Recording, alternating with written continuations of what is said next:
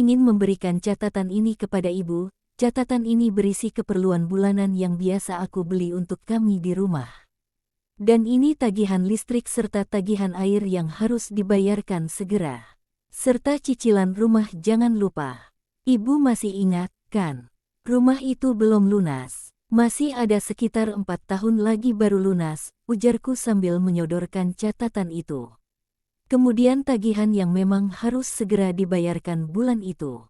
Rania meraih kertas yang aku berikan yang berisi catatan belanja bulanan yang biasa aku beli, serta tagihan yang aku berikan kepada ibunya. Dan Rania pun membaca dengan seksama. Ini belanja untuk keperluan bulanan di rumah Mbak Andin dan juga Mas Anjas, Bu, ucap Rania membaca tulisan tanganku di sana. Di sana memang tertulis semua keperluan yang semestinya dibeli setiap bulan. Mulai dari persabunan, serta keperluan bahan-bahan masakan yang memang aku stok untuk 1 bulan. Ada juga catatan vitamin untuk Mas Anjas serta anggun yang memang setiap bulan aku beli. Ibu dan juga Rania membaca catatanku tersebut, lalu bertanya kepadaku, "Apa semua ini yang kamu perlukan setiap bulannya di rumah?" Tanya ibu penasaran. "Bener Bu, aku memang biasa membeli semua keperluan itu untuk 1 bulan. Jadi untuk semua barang-barang itu memang aku cukupkan hanya untuk 1 bulan, dan sekarang semua barang-barang itu sudah menipis di rumah. Jadi memang harus segera dibeli kembali," jawabku menerangkan. "Semua yang Mbak Andin tulis di sini memang keperluan rumahan, Bu. Jadi memang harus dibeli. Kalau tidak, dia pasti kesusahan," ucap Rania kepada ibunya. Wajah ibu seketika masam mendengar perkataan dari putrinya. "Sudahlah, diam kamu," bentak ibu sedikit kepada Rania. "Baiklah, kalau begitu berapa uang untuk membeli semua barang-barang ini?" tanya ibu kepadaku. "Jumlah pastinya aku tidak tahu Bu, makanya ibu beli saja sendiri. Agar ibu tahu berapa harganya. Lagi pula sudah dituliskan di sana takaran serta nama barangnya jadi ibu beli saja sendiri," jawabku beralasan. "Jadi Mbak Andin meminta ibu untuk membeli semua barang-barang ini?" tanya Rania kepadaku. Lalu aku pun menganggukkan kepala. "Benar, karena sekarang kan ibu yang mengendalikan semua keuangan jadi seharusnya ibu tahu berapa pengeluaran untuk semua barang-barang itu," jawabku kembali. "Ya sudah, kalau begitu biar ibu yang beli nanti," jawab ibu kepadaku. "Oh ya Bu, satu lagi. Untuk belanja harian, aku datang ke sini saja setiap hari ya. Ibu belikan saja dan aku tinggal memasak di rumah," ujarku kepada ibu. "Memangnya apa yang kamu mau masak hari ini?" tanya ibu dengan wajah sedikit cemberut kepadaku. "Tadi Mas Anjas sudah mengirimkan pesan kepadaku, dia bilang mau disiapkan rendang untuk bekal makan siangnya besok. Dan dia juga mau disiapkan buah apel hijau untuk bekalnya. Kalau untuk sore nanti, dia minta disiapkan ayam goreng kesukaannya," jawabku dengan lugas. Mendengar perkataanku, ibu langsung menyipitkan matanya. "Apa Anjas yang meminta untuk disiapkan makanan itu untuk besok dia bawa ke kantor?" tanya ibu dengan wajah sedikit menyelidik kepadaku.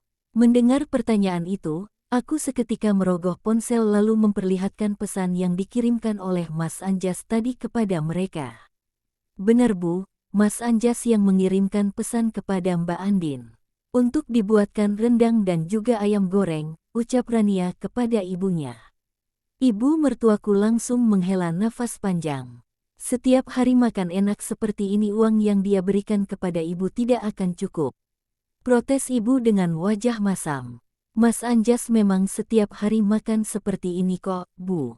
Dia tidak akan mau aku siapkan ikan asin, atau hanya dadar telur. Dia memang suka makanan yang enak seperti ini," jawabku kembali dan jawabanku langsung direspon oleh Rania. "Ibu tahu sendiri kan, selera Mas Anjas dia itu sangat memilih sekali dalam soal makanan." "Ya sudah, ibu belikan saja nanti," ucapannya kepada ibunya. "Aku akan ke kampus siang nanti Bu, apa ibu mau aku antar pergi ke pasar pagi ini?" tanya Rania kepada ibu. "Baiklah, kalau begitu kita pergi ke pasar saja pagi ini untuk membeli semua barang-barang ini," jawab ibu kepada Rania. Ya sudah Bu, kalau begitu aku pulang dulu. Nanti setelah ibu pulang dari pasar, aku akan kembali ke sini untuk menjemput semuanya, ujarku kepada ibu mertua sambil bangkit dari sofa yang aku duduki.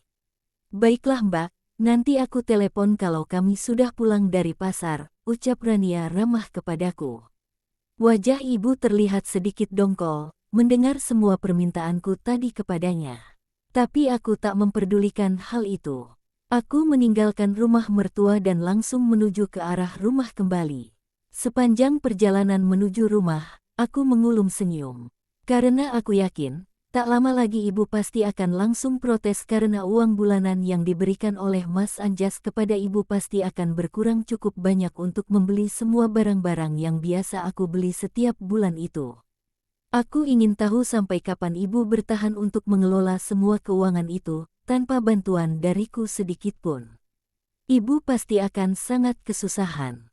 Aku juga ingin memperlihatkan kepada Mas Anjas, bahwa uang yang dia berikan kepadaku setiap bulannya tak pernah cukup.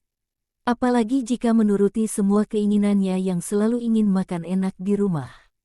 Sampai di rumah, seperti biasa aku mulai dengan aktivitasku sehari-hari. Bekerja tanpa sepengetahuan Mas Anjas.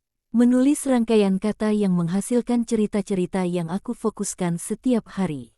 Sudah 1 tahun ini aku fokus dengan pekerjaan yang membuatku merasa terhibur. Aku merasa menemukan dunia yang berbeda. Ternyata menghasilkan uang bisa dengan cara menulis novel online seperti yang aku lakukan saat ini. Dan beruntungnya, nasibku baik. Semua karya yang aku tulis disukai bahkan ditunggu-tunggu oleh para pembaca setiaku. Dari hasil pekerjaan ini, setiap bulan aku bisa menghasilkan belasan sampai puluhan juta. Penghasilan yang selama ini aku simpan. Dengan niatan untuk memberikan Mas Anjas kejutan, punya mobil seperti yang dia impikan selama ini. Aku jadi murung saat mengingat semua rencana itu. Sebenarnya, tabunganku sudah cukup untuk membeli 1 buah mobil baru untuk keluarga kecil kami. Tapi, sekarang aku malah bimbang mengingat semua perlakuan Mas Anjas kepadaku. Dia sudah berubah, ujarku dengan wajah sendu, sambil menghela nafas kasar. Saat tengah asyik dengan tulisanku menggunakan laptop yang ada di hadapanku, tiba-tiba ponselku berdering. "Halo, Rania, ada apa?" Jawabku. "Bak, disuruh ibu datang ke rumah," ujarnya. "Ibu sudah kembali dari pasar?" Tanyaku. "Sudah," jawab Rania dengan nada sedikit kasar, yang membuat keningku seketika mengkerut. "Ya sudah, Mbak akan ke sana sekarang," jawabku.